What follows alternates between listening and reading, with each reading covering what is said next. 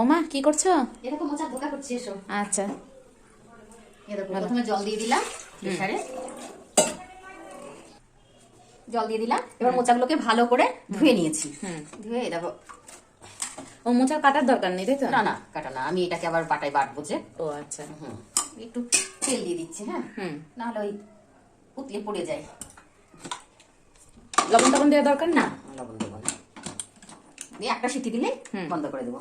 এবার দেখো আলুটাকে ভেজে নেবো। ওটা সেদ্ধ করতে দিলাম, এবার আলুটা ভাজবো। আলু ভাজার জন্য তেল দিয়ে দিচ্ছি। আলুটাকে ভালো করে ভাজতে হবে, তাই একটু বেশি তেল দিচ্ছি।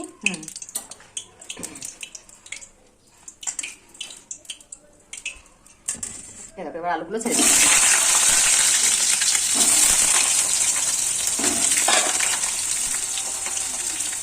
হলুদ দিয়ে দিলাম, একটু লবণ দিলাম। এবার আলুগুলোকে লাল লাল করে ভেজে নেব। দেখো ছোলার ডাল ভিজিয়ে রেখেছি, সকালবেলায় ভিজিয়ে রেখেছি 2 ঘন্টা মতো। এই ডালটাকে পরিষ্কার করে ধুয়ে নেবো, ধুয়ে নিয়ে পাটায় বাটবো। দেখো জিরে আর আদাটা বেটে নেবো, ধোকাতে দিতে হবে। আচ্ছা, তারপরে ডালটাকে বাটবো। এই যে আমার আলুটা লাল লাল করে ভেজে নিলাম, হ্যাঁ। আর এইদিকে মোচাটা সেদ্ধ হয়ে গেছে, আমি দমটা বন্ধ করে দিচ্ছি, একটু ঠান্ডা হবে, ওটাকে বের করবো, তারপরে আবার ডাকা দিতে হবে। এরকম আমার মোচার মশলাটা বাটা হয়ে গেল। এবার মোচাটাকে, এই যে ডালটাকে পরিষ্কার করে ধুয়ে নিয়েছি ভালো করে, ধুয়ে এবার ডালটা বাটবো। আর মোচাটা আমার সেদ্ধ হয়ে গেছে, হ্যাঁ।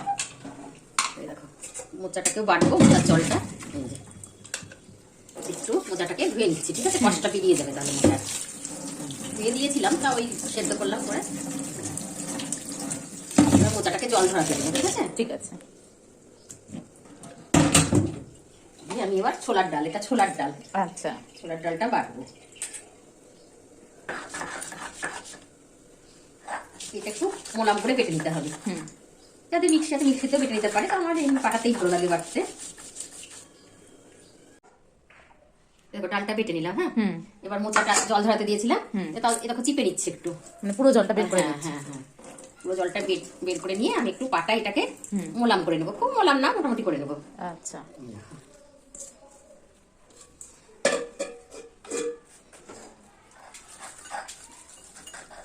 এই দেখো মোচা বাটা হয়ে গেল আমার, ডাল মোচা বাটা হয়ে গেল। এইটা একটু,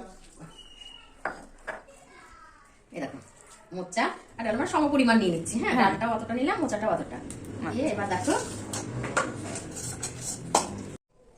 এই দেখো এইটাতে লবণ দিয়ে দিলাম, লঙ্কা গুঁড়ো দিলাম, হলুদ দিয়ে দিলাম, একটু মিষ্টি দিয়ে দিলাম, দিয়ে পুরোটা একসঙ্গে মিশিয়ে নেবো এটাকে। আচ্ছা, মিশিয়ে নিয়ে এটা একটা বড়া করবো, ঠিক আছে, করার মতো। এই ধোকাটা আমি একটু অন্য স্টাইলে করি, এটা একটু ইউনিক স্টাইল মনে হচ্ছে, সবার থেকে আলাদা। এই দেখো এটাকে ভালো করে মাখিয়ে নিলাম, মাখিয়ে নিয়ে এটা আবার তেলে বড়া বড়া করে ভাজবো। আচ্ছা, দেখো এবার ওই বড়াগুলোকে ভেজে নিতে হবে।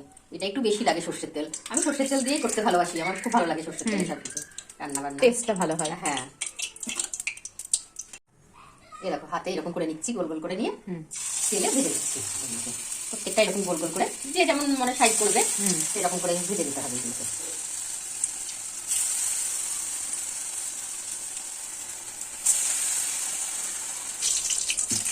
একটা হয়ে গেল, এবার এইটাও দিয়ে দিচ্ছি। এইভাবে একটু লাল লাল করে ভেজে দিতে হবে। তুমি ভাজা খাবো মনে করলেও এটা ভাজাও খাওয়া যায়, ভালো লাগে স্ন্যাক্স। হ্যাঁ, পেঁয়াজ দিয়েও করা যায় এটাকে, জানো, আমরা নিরামিষ করছি, নিরামিষ করে। এরকম আমার এগুলো ভাজা হয়ে গেল, এই দেখো কি সুন্দর ভাজা হয়ে গেল। এইভাবে সবগুলো ভেজে নেবো। আচ্ছা, এই দেখো সব বড়াগুলো ভেজে নিলাম মোচার। এবার একটু তেলও দিয়ে দিলাম ভিতরে, তেল দিয়ে এর মধ্যে তেজপাতা ফোড়ন, দারচিনি ফোড়ন, জিরে ফোড়ন আর একটু হিং ফোড়ন। আচ্ছা,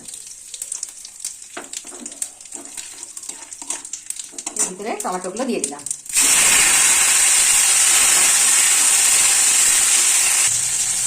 এবার একটুখানি টমেটোটা ছাপিয়ে নিয়ে এর মধ্যে আলুগুলো দিয়ে দিলাম। আলুগুলো তো আগের থেকেই ভেজে রেখেছিলাম, এবার মশলা দিয়ে কষাবো। মশলাটা আমি একটু জল দিয়ে গুলে নিচ্ছি, টাইট হয়ে গেছিল। তারপরে এর মধ্যে আমি হলুদ দিয়ে দিলাম,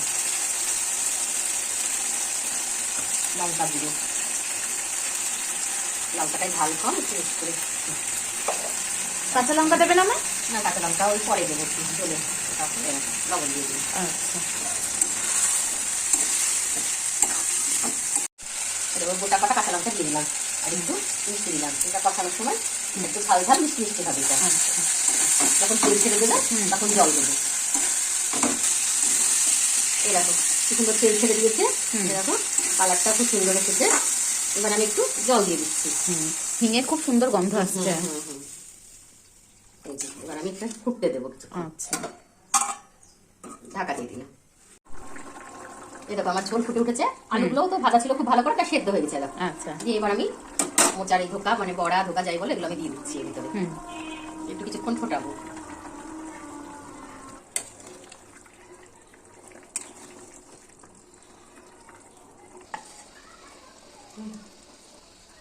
এই দেখো দেখো হয়ে গেছে, বড়াগুলো কি নরম হয়ে গেছে দেখো, অল্প একটুতেই ভেঙে যাচ্ছে বড়াগুলো।